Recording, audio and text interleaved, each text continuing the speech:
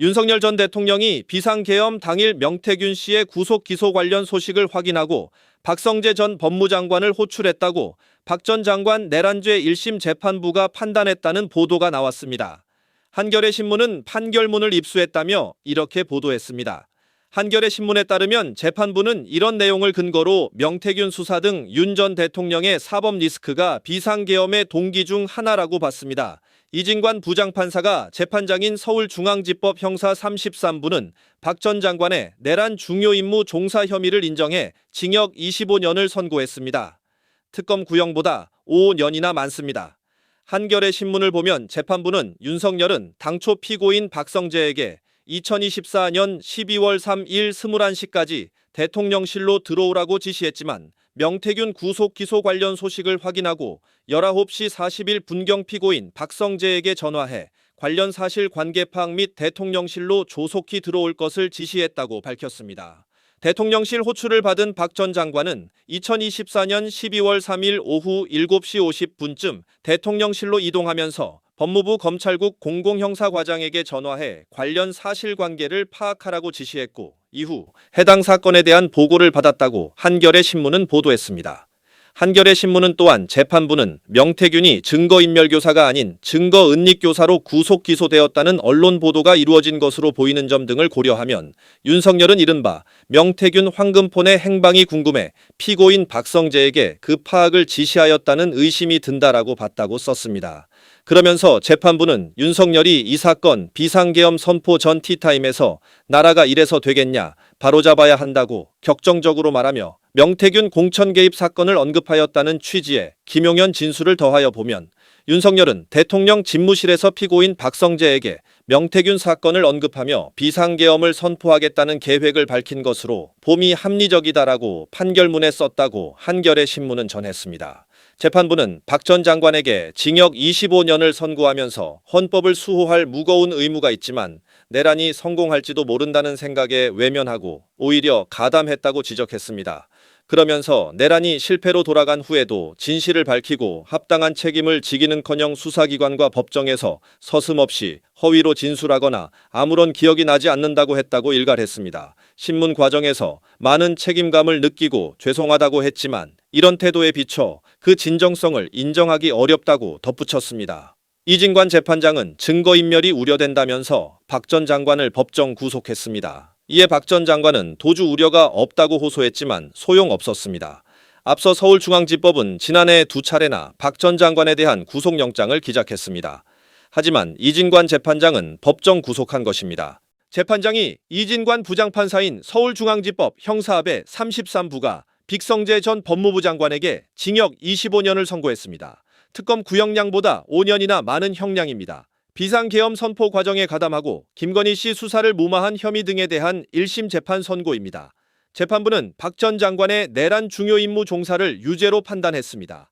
국헌 문란 목적과 위법성을 인식하고 있었다는 겁니다. 또한 박 전 장관은 계엄 선포를 동의하거나 침묵한 국무위원에 해당한다고 판단했습니다. 내란 가담 관련 직권남용 혐의도 인정했습니다. 다만 김건희 수사 무마와 관련해 청탁금지법 위반 혐의는 공소를 기각했습니다. 특검의 수사 대상이 아니어서 공소권이 없다고 봤습니다.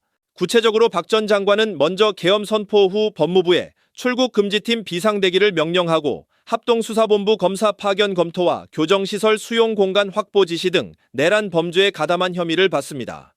또한 법무부 검찰과의 계엄을 정당화하는 문건을 만들게 한 혐의도 받습니다. 6년차 검사인 정재인 검사는 법 이름으로 법을 파괴했다며 까마득한 검사 선배인 박 전 장관을 직격하는 등 구형 논고가 화제를 모으기도 했습니다. 사회적 진실의 규명에 최선을 다해주신 재판부의 노고에 깊은 경의를 표합니다. 아울러 이 사건 수사와 재판을 엄중한 시선으로 지켜봐 주신 국민 여러분들께도 감사의 말씀 드립니다. 먼저 피고인 박성재에 대한 구형 의견 진술하겠습니다. 법무부 장관은 국가의 법질서를 수호하고 국민의 기본권을 보호하는 최고 책임자입니다. 이와 같은 권한은 오직 헌법과 법률의 테두리 안에서만 행사되어야 하며 그래야만 정당성을 가질 수 있습니다. 그러나 피고인은 윤석열이 비상계엄의 허울을 쓰고 내란을 일으킨 2024년 12월 3일 밤 자신에게 부여된 막중한 권한을 헌법 수호에 사용하지 않았습니다. 도리어 윤석열의 비상계엄을 수단으로 한 범죄가 성공할 수 있도록 적극적으로 부안회동하면서 내란을 정당화하고 절차적으로 뒷받침하는 데 앞장섰습니다. 윤석열이 이른바 2분 국무회의를 마치고 비상계엄 선포를 위해 나간 뒤 참석자 명단을 적고 서명을 받아야 한다고 가장 먼저 말한 사람이 바로 피고인입니다. 이날 국무회의는 법정 요건을 갖추지 못했음은 물론 윤석열의 비상계엄 선포가 헌법적 법률적 요건을 철저히 결여한 불법적 행위임을 인지하고 있던 피고인은 그럼에도 사후적으로 합법의 외양을 갖추어 국민을 기망할 수 있도록 법기술적 아이디어를 제공하였습니다. 나아가 피고인은 법무부 실무진에 지시하여 윤석열의 비상계엄 선포가 불가피할 뿐만 아니라 정당한 것이라고 강변하는 내용의 문건을 작성하도록 하였고, 이를 비상계엄 선포 다음 날인 12월 4일 이른바 안가 모임에 앞서 보고받았습니다.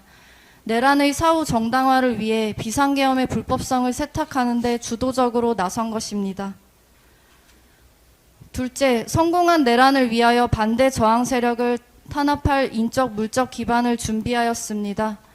피고인은 이른바 2분 국무회의가 끝나자 신속히 과천 법무부 청사로 이동하는 차량 안에서 출국 금지팀을 비상대기하도록 지시하는 등 윤석열의 지시사항을 조치하면서 간부회의를 소집하였습니다.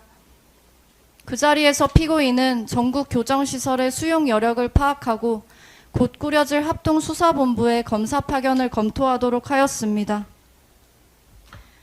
내란은 비상계엄 선포만으로 성공할 수 없습니다. 저항하는 반대 세력의 물리적 격리와 사법 시스템을 통한 처리가 필수적으로 뒷받침되어야 합니다. 격리를 위해서는 도피를 차단하고 체포하여 수용하고 수사와 공소 제기를 위해서는 전문 인력 지원이 필요합니다. 즉 피고인의 행위는 윤석열의 불법 비상계엄에 저항할 것으로 예상되는 주요 정치인과 시민, 학생 등의 출국을 통제하면서 체포 구금하여 조기에 제압하고 나아가 탄압과 공포에 기반한 법적 실행력으로 지속되고 증대할 저항 세력을 억제함으로써 내란의 성공을 공고히 하려는 사전 조치였음이 명백합니다. 피고인은 이와 같은 일련의 행동을 통해 법 집행의 최후 보루여야 할 법무부를 하루아침에 내란 집행기구로 불법 전환하여 윤석열의 내란 행위를 인적 물적으로 뒷받침할 만반의 채비를 갖춘 것입니다. 또한 법무부 수장의 권한을 남용하여 국민에게 봉사하고 인권 보호에 충실해야 할 법무부 소속 공무원들을 불법적인 내란 행위에 강제로 동원한 용서받을 수 없는 범죄 행위를 저지른 것입니다. 셋째, 분별력을 잃고 대통령 부인의 부정한 청탁을 거리낌 없이 수용하고 실행하였습니다. 법무부 장관을 흔히 법 집행의 최후 보루라고 말합니다. 그렇기 때문에 법무부 장관은 일반 국민은 물론 여타 어느 공직자보다 더 엄격하게 법을 준수해야 할 법적 도의적 책임이 있습니다. 그러나 피고인은 검찰총장이 대통령 부인 김건희에 대한 수사팀 구성을 지시한 2024년 5월 3일 직후 5월 5일 김건희로부터 텔레그램으로 지시성 청탁 메시지를 받고 그에 따라 수사 상황을 점검하였습니다. 피고인은 2024년 5월 1일 신임검사 인관식에서 검찰은 국민 위에 군림하는 기관이 아니고 특정 인물이나 단체를 위해 일하는 기관도 아닙니다라고 말한 바 있습니다. 그러나 정작 피고인은 특정 인물의 사적 이해관계를 위해 법 집행 권한을 자의적으로 행사하였습니다. 김건희로부터 지시성 청탁 메시지를 수신한 7일 후 5월 13일 인사 시기가 아님에도 검찰청법에 따른 검찰총장과의 협의도 없이 김건희를 수사하고 있는 서울중앙지검 지휘부를 교체하는 인사를 단행하고 교체된 지휘부는 검찰총장의 사전 보고도 없이 검찰총장의 명령에 반하는 방식으로 김건희를 조사한 후 무혐의 처리함으로써 결국 김건희가 의도한 수사 결과가 도출되도록 한 것입니다.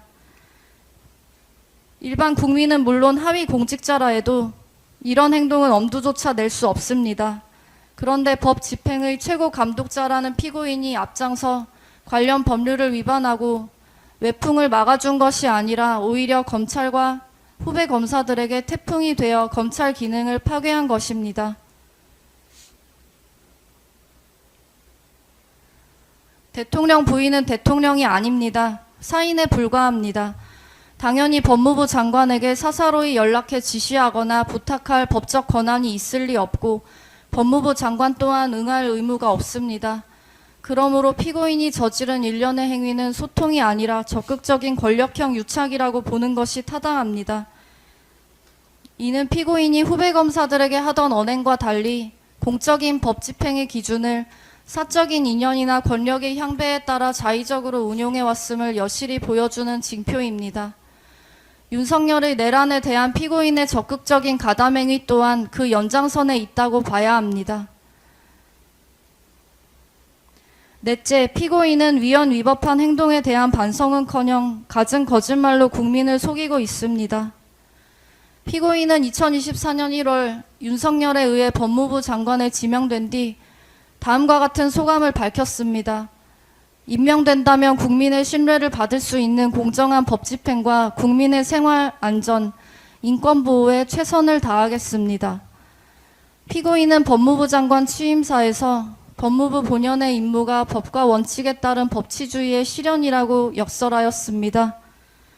법치주의는 국가의 모든 권력 작용이 국민의 뜻을 반영한 헌법과 법률에 따라 이루어져야 한다는 것입니다. 권력자의 자의적이고 독단적인 권한 행사는 허용될 수 없습니다. 우리는 모두 헌법 아래에 있다라는 찰스 휴즈 전 미국 연방대법원장의 말처럼 국민이 선출한 대통령이라 해도 헌법과 법률 위에 있을 수 없고 있어서도 안 됩니다. 이것이 법치주의의 본질입니다. 그 법치주의 실현의 최전선에서 가장 막중한 책임을 부여받은 사람이 바로 법무부 장관입니다. 피고인은 법무부 장관으로서 윤석열이 정치적 반대 세력을 척결하고 국회 무력화를 위해 계엄을 선포하겠다고 말하는 현장에 임해 있었습니다. 검사 경력 26년을 자랑하는 노련한 법조인으로서 윤석열로부터 설명받은 계엄의 사유가 어떤 헌법적 법률적 근거도 갖추지 못했다는 사실을 몰랐을 리 없습니다. 피고인은 대통령을 만류했다라고 주장합니다. 그것이 진심이었다면 피고인은 윤석열의 면전에서 장관직을 사퇴하거나 국무회의가 산회한 뒤 비상계엄의 불법 부당성을 공표했어야 합니다. 법무부 장관은 헌정질서 문란 행위가 발생했을 때 이를 저지해야 할 법적인 책무가 있기 때문입니다. 피고인에게는 그럴 시간과 기회가 충분히 있었습니다. 대통령 집무실에서 조태열이 강하게 반대할 때 피고인을 비롯한 누구도 이에 동조하거나 부응하지 않았습니다. 반대할 의사가 있었다면 조태열에 의탁하여 반대하는 태도를 보였을 것입니다. 반대하거나 조태열에 동조하는 사람이 없었기에 윤석열과 한덕수가 정족수를 채워 국무회의를 하더라도 찬성이 과반이 된다는 것을 확인하였기에 정당성 구비를 위해 국무회의를 개최하기로 하였다 할 것입니다. 피고인은 대접견실에 대기하면서 최상목과 조태열이 강하게 반대하는 의견을 윤석열에게 개진할 때 어떠한 동조나 부응하는 태도를 보인 사실이 없고 오히려 최상목과 조태열의 반대 발언에 비아냥대며 경제와 외교가 걱정이 되는 모양입니다라고 말하기까지 합니다. 그리고 도착하여 자신의 옆에 앉은 송미령에게 반대하는 발언을 하도록 제안하는 등 반대를 위해 어떠한 행동도 하지 않았습니다. 오히려 윤석열의 지시를 충실히 메모까지 합니다. 피고인은 법무부 장관 취임사에서 검사들이 검사 선서를 다시 읽고 검사의 직에 나서며 약속했던 마음을 되돌아볼 필요가 있다라면서 저는 오래전부터 공직자는 투철한 사명감과 전문성을 바탕으로 사안을 꿰뚫어 볼 수 있는 통찰력과 옳은 내용을 설득하고 추진할 줄 아는 용기를 갖추어야 한다고 생각해왔다라고 강조한 바 있습니다. 피고인이 새삼 강조한 검사 선서에는 다음과 같은 내용이 있습니다. 공익의 대표자로서 정의와 인권을 바로 세우고 범죄로부터 내 이웃과 공동체를 지키라는 막중한 사명을 부여받은 것입니다. 법무부의 영문 표기가 Ministry of Justice, 정의부라는 사실을 피고인도 잘 알고 있을 것입니다. 그래서 후배 검사들에게 검사 선서를 다시 읽어보라고 각별히 당부하였을 것입니다. 그러나 정작 자신은 윤석열의 내란 범죄를 목도하고도 눈을 질끈 감은 채 한 배를 탔습니다. 정의와 인권, 공동체를 지키라는 막중한 사명 같은 것은 피고인의 안중에 없었던 것입니다. 피고인은 국무회의가 끝나기 무섭게 과천 법무부 청사로 곧장 달려가 심야 간부회의를 소집하고 내란의 구체적 실행을 뒷받침할 만반의 준비 태세를 갖추라고 조목조목 지시하였습니다. 12월 3일 밤 피고인은 누구보다 적극적으로 비상계엄 후속 조치에 발벗고 나선 것입니다. 법무부 장관으로서 위헌 위법한 비상계엄을 수단으로 한 범죄 행위를 직접 목도한 후 지휘 감독 대상인 검찰총장과 세 차례에 걸쳐 통화하면서도 범죄 대응을 지시하지 않았습니다. 그들이 부인할 뿐 윤석열로부터 받은 지시를 이행하기 위한 통화였음이 자명합니다. 검찰총장은 12월 5일 비상계엄에 대한 수사 개시를 공표합니다. 12월 3일과 12월 5일의 차이는 비상계엄을 수단으로 한 내란이 실패했느냐 밖에 없습니다. 그러므로 계엄 선포를 적극 만류했다는 피고인의 주장은 표리부동이나 언행 불일치, 이중성이나 책임 회피를 넘어 국민의 신뢰와 기대를 정면으로 배신한 범죄 행위일 따름입니다. 우리 국민은 암울한 현대사를 통해 국가 권력을 무력으로 찬탈한 권위주의 정부가 실질적인 민주주의를 파괴하면서도 법의 외피만 빌려 독재를 민주정인 양 정당화한 사례를 익히 보아 잘 알고 있습니다. 그때마다 이를 정당화하고 국민을 속인 노련한 법 기술자들이 있었음은 주지의 사실입니다. 피고인도 윤석열의 내란 과정에서 충실한 집행관이 되기를 자청하였습니다. 피고인이 실행에 옮긴 일련의 행위는 윤석열의 내란 범죄에 합법의 가면을 씌워주기 위한 대국민 기망행위입니다. 법을 내란의 도구로 전락시킨 전형적인 권력 남용이며 우리 국민이 수십 년간 피땀 흘려 쌓아 올린 법치주의에 대한 정면 도전입니다. 그럼에도 피고인은 이 재판이 진행되는 내내 일말의 반성조차 내보인 바 없습니다. 그 대신 법령에 따른 정상적인 장관의 업무라는 부끄럼과 염치도 없는 파렴치한 변명으로 일관하였습니다. 검찰 사무를 관장하는 법무부 장관의 소임을 망각한 피고인의 공소제기 범죄 사실과 같은 행태는 작금의 검찰청 폐지에 이른 요인 중 하나로 평가될 것입니다. 피고인과 같이 법의 이름으로 법을 파괴하는 법 기술자에게 경종을 울리기 위해 엄중한 법의 심판을 내려주시길 요청합니다. 피고인 박성재에게 징역 20년을 선고해 주시기 바랍니다. 다음으로 피고인 이완규에 대한 구형 의견을 진술하겠습니다.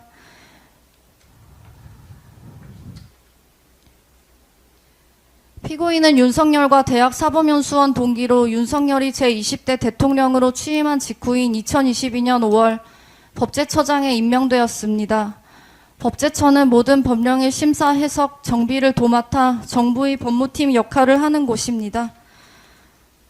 피고인을 법제처장에 임명한 이유에 대해 당시 대통령실은 법무부 검찰과 대검찰청 검찰연구관 등을 거친 형사법 분야의 독보적인 전문가이며 특히 검찰 재직 시절부터 법령 해석 및 입법 지원 업무에서 탁월한 능력을 보여준 저명한 법학자라고 설명한 바 있습니다. 실제로 피고인은 약 23년간 검사로 재직하였으며 특히 형사소송법과 검찰 결정 사례 연구 등을 저술한 유명 법 이론가이기도 합니다. 이는 뛰어난 기억력과 판단력을 요구하는 일입니다. 그런 피고인이 사실과 다르게 기억하고 증언한 것이 있습니다. 바로 윤석열이 내란 목적의 비상계엄을 선포한 다음 날인 2024년 12월 4일 저녁 이른바 삼청동 안가 모임에 관해서입니다. 피고인은 그날 모임이 친목 도모를 목적으로 한 단순 식사 자리였다고 일관되게 주장합니다. 그러나 다음과 같은 이유로 피고인의 주장은 자신의 기억에 반하는 고의적 허위임이 명백합니다. 첫째, 대통령 탄핵소추안이 발의된 상황에서 친목 모임을 가졌다는 주장은 거짓입니다. 2024년 12월 4일은 바로 전날 윤석열이 비상계엄을 선포했다가 국회의 의결로 이를 해제한 당일입니다. 이날 정치권에선 6개 야당이 윤석열에 대한 대통령 탄핵소추안을 발의하였고 검찰과 경찰은 내란 혐의 수사에 착수하기 직전이었습니다. 또 정권 퇴진을 요구하는 시민들의 거리 집회가 곳곳에서 열리고 있었습니다. 이처럼 거센 반발과 압도적인 비판 여론으로 인해 대통령실과 내각은 고립무원의 상태에 놓여 있었고 대통령과 정부의 거취를 둘러싼 전국 정망은 극도로 불투명한 상황이었습니다. 당시 국무총리 한덕수는 비상계엄 해제 이후 사태 수습을 위해 부처별 비상대기 명령까지 내려놓은 상태였습니다. 그런데도 피고인은 핵심 사회부처 장관과 대통령실 핵심 참모 등이 한가롭게 침묵을 다지기 위한 저녁 모임을 가졌다고 주장합니다. 비상계엄 선포 전부터 이미 해가 가기 전에 얼굴이나 보자고 약속되어 있던 자리였다고 하지만 상황이 심각하고 위중하다면 예정된 모임이라도 취소하거나 연기하는 것이 상식에 부합합니다.